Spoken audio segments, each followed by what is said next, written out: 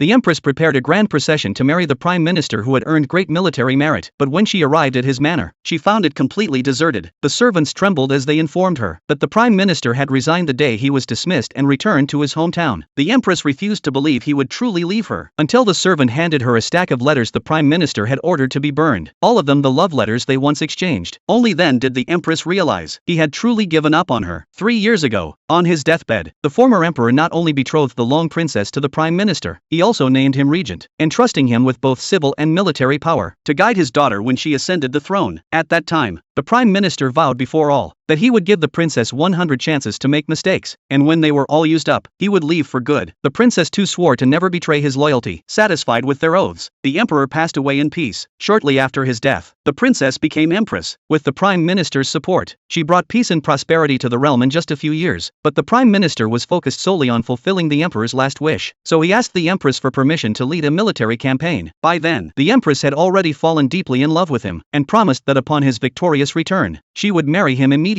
But that campaign took 3 long years, and the prime minister returned with silver hair from hardship and war. Full of hope, he returned to claim their promised marriage, only to discover the empress had changed. She was now intimate with the imperial scholar, and under the scholar's influence, she began to doubt the prime minister's loyalty, accusing him of overreaching power, and blaming him for the suffering of the people during war. She stripped him of all credit, and gave full honor to the scholar instead. Then, she forced the prime minister to kneel, while the scholar read aloud the decree stripping him of his regency. But what the empress didn't know was that out of the 100 chances the prime minister had promised, she had already used up 98. The prime minister silently removed the regent's token she had once gifted him, and returned it to her. Soon after, the empress dowager heard of the prime minister's return, and summoned him immediately, insisting on the marriage being fulfilled. With no choice, he agreed, but as soon as he left the palace, the scholar threw himself down the steps. Just as the empress arrived, she saw the scene, and accused the prime minister of assaulting the scholar out of jealousy. He simply replied that he hadn't done anything, but was met with a slap across the face. She then accused him of refusing to repent, and confiscated his immunity token. He said nothing, handed it over quietly, and in his heart, crossed out one more chance. By the time the empress dowager came out, he had already disappeared. Furious, she rebuked the empress for being cold and ungrateful. The empress, troubled by guilt, said she would marry him as soon as possible. But the next day in court, officials bribed by the scholar accused the prime minister of forming factions, and demanded his removal. Seeing the empress hesitate, the prime minister understood what she truly wanted. He immediately submitted his seal, and requested to retire. She made no effort to stop him. Instead, she appointed the scholar as the new prime minister. With that, all 100 chances had been used. The man said nothing more, left the court, and looked down at the divorce letter he had already written. He planned to submit it as his final memorial to the late emperor, as a declaration that he was leaving the empress forever. Perhaps sensing something, the empress chased after him, asking him to